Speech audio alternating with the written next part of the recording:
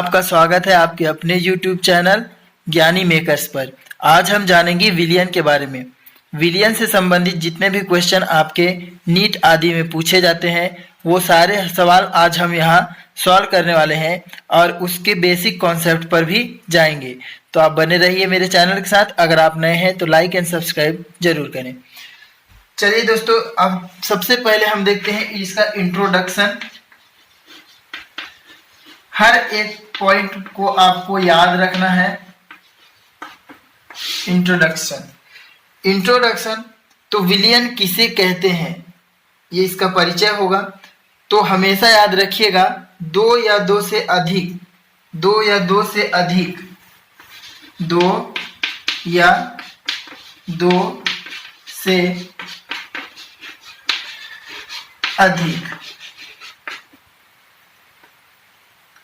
पदार्थों का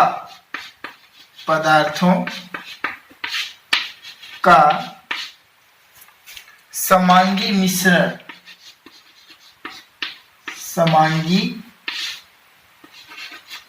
मिश्रण विलियन कहलाता है।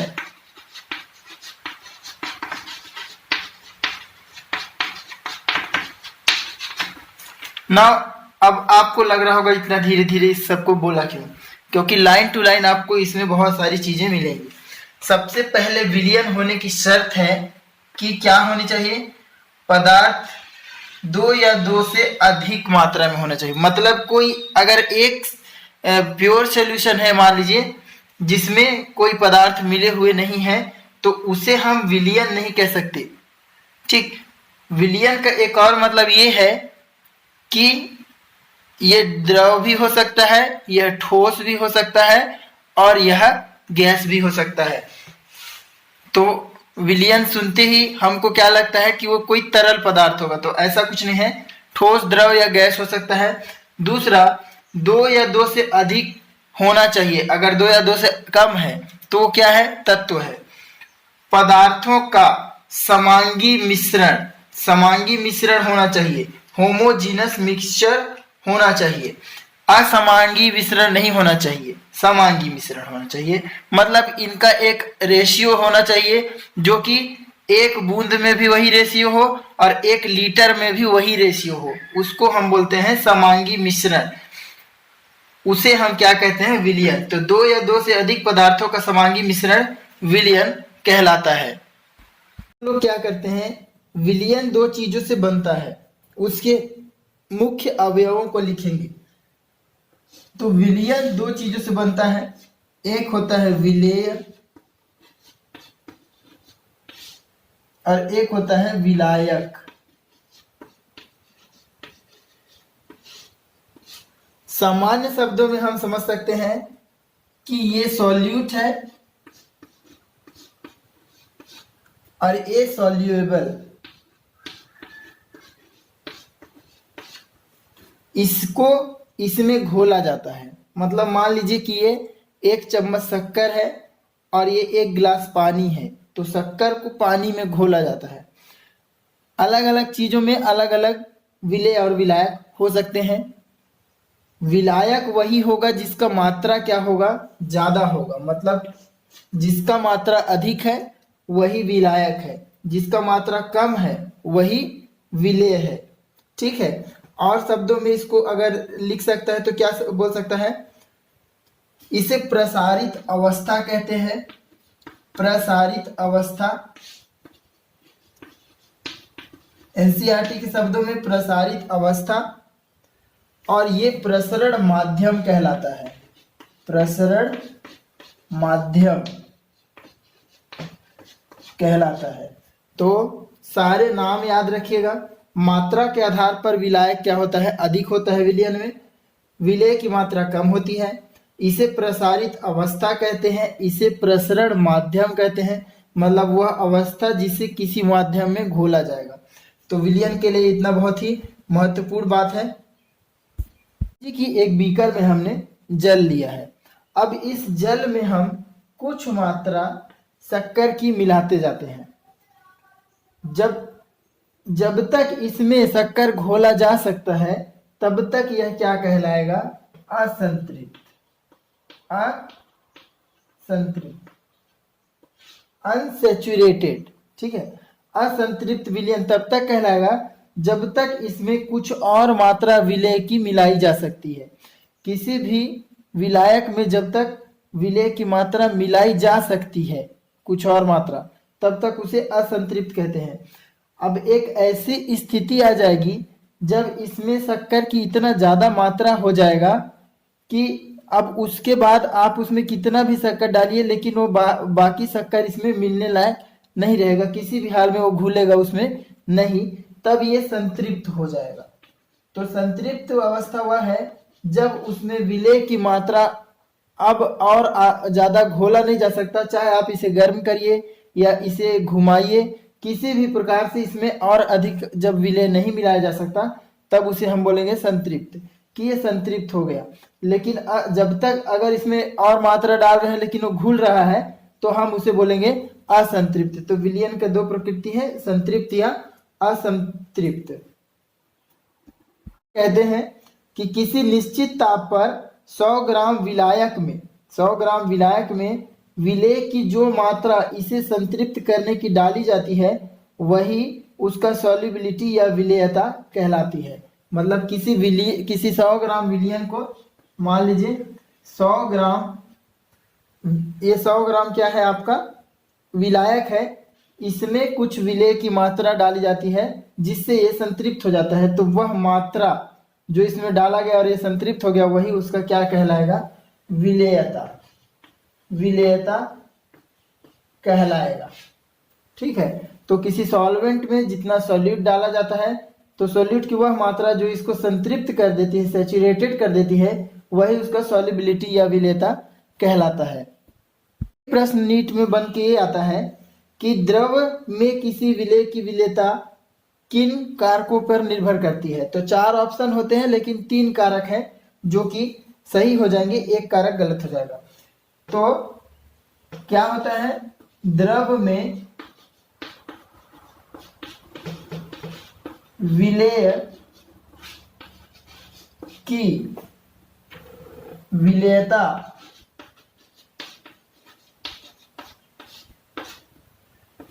तीन कारकों से प्रभावित होती है, कारकों पर निर्भर है कह सकते हैं।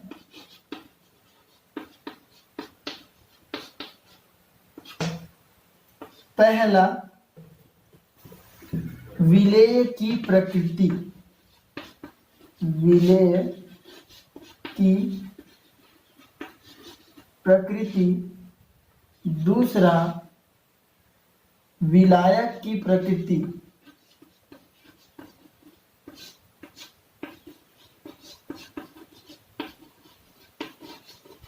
विलायक की प्रकृति। और तीसरा पॉइंट है, बहुत ही महत्वपूर्ण है, दाब। अगर गैस है तो विलेयक या विलायक अगर गैस है तो दाब। तो द्रव में विलेय की विलेयता 3 कारक पर निर्भर है, विलेय की प्रकृति, विलायक की प्रकृति और दाब पर। मतलब ताप से इसका संबंध नहीं है। मतलब गर्म पानी में शक्कर घोलेंगे या ठंडे पानी में शक्कर घोलेंगे तो विलयन जो बनेगा वो समान रहेगा, उतना ही समय लेगा, सब कुछ सेम रहेगा। ऐसा नहीं है कि गर्म पानी में आपका पूरी तरह से घुल जाएगा और ठंडे पानी में नहीं घुलेगा, जितना घुलना है उतना दोनों में घुलेगा। ठीक है। तो ताप का कोई भी संबंध यहाँ नहीं है। दाब, गैस के मामले में दाब, जब आपने देखा होगा सिलेंडर में जब दाब डाला जाता है तो वो गैस क्या हो जाता है, एक दूसरे से मिलकर तरल अवस्था में रहते हैं। अगर दाब को हटा दिया जाए तो वही किस में बदल जाते हैं, गैस में बदल जाते हैं। तो यही है आपका द्रव में विलेय की विलेयता के 3 कारक, जिसको आपको याद रखना है। दोस्तों, किसी भी विलयन का प्रकृति के बारे में 2 चीजें होती हैं, या तो वह सांद्र होगा या तो वह तनु होगा। इसे हम DIL डॉट या पूरा लिखें तो डाइल्यूट सॉल्यूशन कहते हैं, और इसको हम CONC डॉट या कॉन्सेंट्रेटेड विलयन कहते हैं। तो आपने देखा होगा सांद्र विलयन या तनु विलयन, तनु H2SO4 सांद्र H2SO4 ऐसा लिखा रहता है। तो उसका मतलब क्या है? तो सांद्र मतलब कि इसमें विलय की मात्रा अधिक है, विलय की मात्रा जो है क्या है? अधिक है विलायक की अपेक्षा। विलायक इसमें क्या होगा आपका?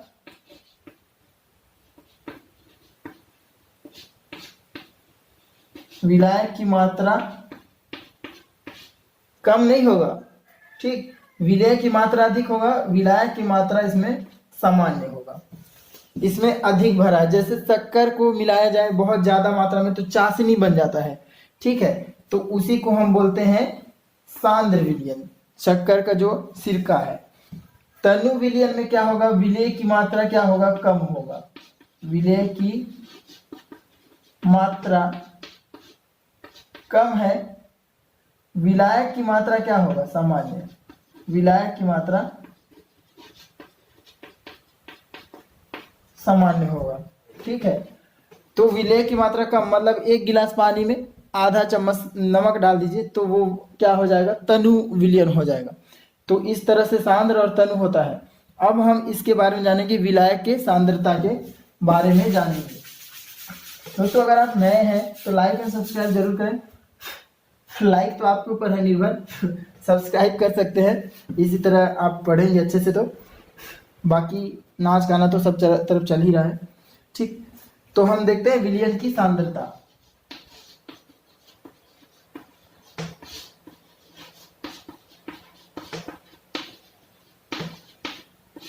विलयन की सांद्रता, तो याद रखिएगा इसका सूत्र है विलयन की सांद्रता इज इक्वल टू विलय की मात्रा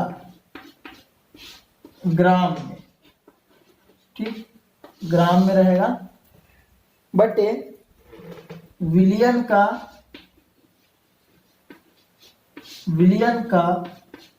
भार या आयतन, आयतन दिया है तो आयतन, भार दिया है तो भार, ठीक।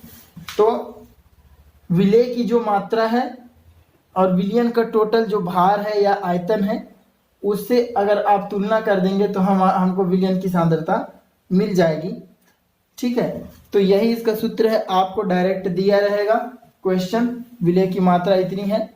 मान लीजिए बोला गया कि 100 ग्राम पानी में 100 ग्राम पानी में 10 ग्राम चीनी मिश्रण है, चीनी का मिश्रण है, तो हमको क्या करना है? डायरेक्ट 10/100, ठीक। अब इसको हम क्या कर लेंगे? निकाल लेंगे, क्या आएगा? 1.10 है ना, 1/10 या 0.1 ग्राम क्या हो जाएगा? उसका सांद्रता हो जाएगा। बेसिक कॉन्सेप्ट पर तो दोस्तों यहाँ पर शब्द है मोल प्रभाज। आपको क्वेश्चन में बोला जाता है इसका मोल प्रभाज निकालिए। तो मोल प्रभाज क्या होता है कि विलय की मोल संख्या या विलायक की मोल संख्या का अनुपात किससे होता है? विलयन की मोल संख्या के साथ। अब यहाँ पास हमको कुछ मोल संख्या भी निकालेंगे, पहले इसके सूत्र को लिख लेते हैं, फिर मैं आपको क्वेश्चन के साथ इसको सॉल्व कराऊंगा। तो विलय का मोल प्रभाज अगर निकालेंगे, विलय का मोल प्रभाज, तो हम इसको x1 से दिखाएंगे, इज इक्वल टू क्या हो जाएगा आपका? विलय की, यहां पर लिख लेते हैं विलय का मोल प्रभाज x1 इज इक्वल टू किसका? विलय का, विलय की मोल संख्या, की मोल संख्या। अभी आपको मोल संख्या भी निकालने के लिए मैं इस वीडियो में बताऊंगा, ठीक है। विलय की मोल संख्या का अनुपात किसके साथ? फिर से विलय की मोल संख्या N1 प्लस विलायक की मोल संख्या, विलायक की मोल संख्या, विलायक की मोल संख्या, जिसको हम बोलेंगे N2, मतलब क्या निकला, x1 is equal to N1 बटे N1 प्लस N2। इसी तरह जब आपको मैं बोलूंगा कि विलायक की मोल संख्या निकालने के लिए, विलायक की मोल संख्या मतलब x2 निकालने के लिए अगर आपको बोला जाए x2 निकालिए, तो आपको सिंपली N2 को ऊपर रखना है, बाकी नीचे वही रहेगा N1 प्लस N2। तो ये फॉर्मूले हैं विलेय की मोल संख्या और विलायक की मोल संख्या ज्ञात करने के लिए। अभी चलिए सबसे पहले हम इसको न्यूमेरिकल क्वेश्चन के साथ बनाते हैं। तो जैसा कि प्रश्न है, एक विलियन में 25% एथेनॉल है, 25% जल है तथा 50% एसिटिक एसिड है। प्रत्येक घटक का मोल प्रभाज ज्ञात कीजिए। तो यहाँ पास सबका मोल प्रभाज हमको निकालना है। तो सबसे पहले हमको क्या निकालना पड़ेगा, मोल, क्योंकि मोल संख्या अगर आपको ज्ञात होगा तभी आप क्या कर पाएंगे, आगे इसको सॉल्व कर पाएंगे। तो मोल संख्या निकालते हैं पहले जल का। तो 25% जल। अब हम देखिए तुलना कहाँ करते हैं, हमेशा 100 ग्राम पे करते हैं। तो 100 ग्राम पे ये 25 ग्राम हो जाएगा, ये भी 25 ग्राम हो जाएगा, 50 ग्राम हो जाएगा। तो 25% जल मतलब 25 ग्राम जल, ठीक। 25 ग्राम जल, सबसे पहले जल को निकालते हैं, है ना। तो देखिए सबसे पहले जल के मोल संख्या निकालेंगे। जल क्या होता है, H2O। अब देखिए ये ऐसे निकलेगा 2H2, मतलब 2 हाइड्रोजन है तो उसका भार भी 2 होगा। ऑक्सीजन है तो ऑक्सीजन का भार होता है कितना, 16, ठीक। तो ये परमाणु क्रमांक लोग को छोड़ देंगे हम लोग किसको लेंगे, मतलब ये यहाँ पास 1H1 1H1 है, ठीक है। 2 हाइड्रोजन है, मैंने एक साथ लिख दिया है दोनों को कि हाइड्रोजन जहां भी आपको मिलेगा जितना लिखा हुआ है वही उसका भार भी उतना ही होगा। तो इसका भार अगर 2 लिखा है H2 तो इसका भार 2 होगा, और इसका आपको निकालना है तो ऑक्सीजन का भार होता है 16। तो हमको यहाँ पास इसका मोल संख्या कितना मिल गया, 18। 16 प्लस 2 18। 25 ग्राम जल है तो 25 बटे क्या हो जाएगा, 18। अब ये 18 एकम 18 बच गया 6, ठीक। तो 18 तिया 54, फिर से बच गए 6। तो इस बार मान लीजिए 1.33 इसका क्या हो जाएगा, 1.33 मोल इसका हमने निकाल लिया, क्या आपका मोल संख्या, ठीक। 25 ग्राम जल का मोल संख्या 1.33 मोल। अगला क्या है, एथेनॉल। 25 ग्राम एथेनॉल, एथेनॉल का भी हमको निकालना पड़ेगा। तो देखिए एथेनॉल क्या होता है, C2H5OH, ठीक। C2H5OH। कार्बन कितना है यहाँ, कार्बन प्लस कार्बन है ना, तो 2 कार्बन, तो 12 प्लस 12, ये 5 हाइड्रोजन और एक मिला के 6 hydrogen, plus 6 hydrogen plus oxygen है 1, ऊपर में आएगा 16। अब जोड़ते हैं 12 12 24, 24 और 6 30, 30 और 16 हो जाएगा 46। तो हमको क्या मिल गया, नीचे में 46, ऊपर में 25। इसका परमाणु भार कितना मिल गया हम लोग को, 46, 46। तो ऐसे ही निकालेंगे। कार्बन 2 है तो एक कार्बन का 12 होता है, तो 2 कार्बन का 24 हो गया। फिर हाइड्रोजन को डायरेक्ट गिन लेंगे, 5 हाइड्रोजन, 6 हाइड्रोजन, तो 6 हाइड्रोजन हो गया। और ऑक्सीजन का 16 होता है, तो 16 और 6 और 12 को सबको जोड़ेंगे तो 46 आता है। अब इसको हम लोग भाग देंगे तो कितने बार में चला जाएगा, 0.5 बार में ये चला जाएगा, ठीक। 0.55 बार में आप इसको सॉल्व करेंगे तो आप भाग देकर देखिए, ठीक। अब तीसरा है आपका एसिटिक एसिड, जो कि 50 ग्राम है। 50 ग्राम एसिटिक एसिड है, ऊपर में तो 50 ही आएगा, नीचे में क्या आएगा, एसिटिक एसिड का सूत्र क्या है, एसिटिक एसिड का सूत्र क्या होता है, CH3COOH। कार्बन का 2 कार्बन है तो इसका फिर से हम लोग क्या लिख लेंगे, कार्बन का 12 होता है तो हम यहाँ पर 24 लिखेंगे, 24 प्लस हाइड्रोजन कितने हैं 4, यहाँ 3 यहाँ 1 4। ठीक, ऑक्सीजन का कितना होता है, तो एक ऑक्सीजन का हमने पहले निकाला है कि 16 होता है, तो यहाँ 2 है तो 16 दूनी 32। अब जोड़ दीजिए सबको, तो 32 और 4 36 और 24 हो जाएगा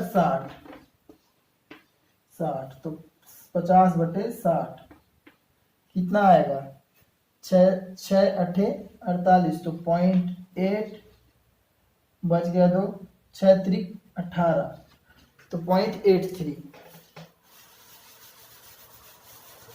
तो हमको सबका मिल गया, 25 ग्राम जल का हमको मिल गया, एथेनॉल का मिल गया, एसिटिक एसिड का मिल गया। ठीक, तो हम लोग इसको मिटा देते हैं बीच वाला को।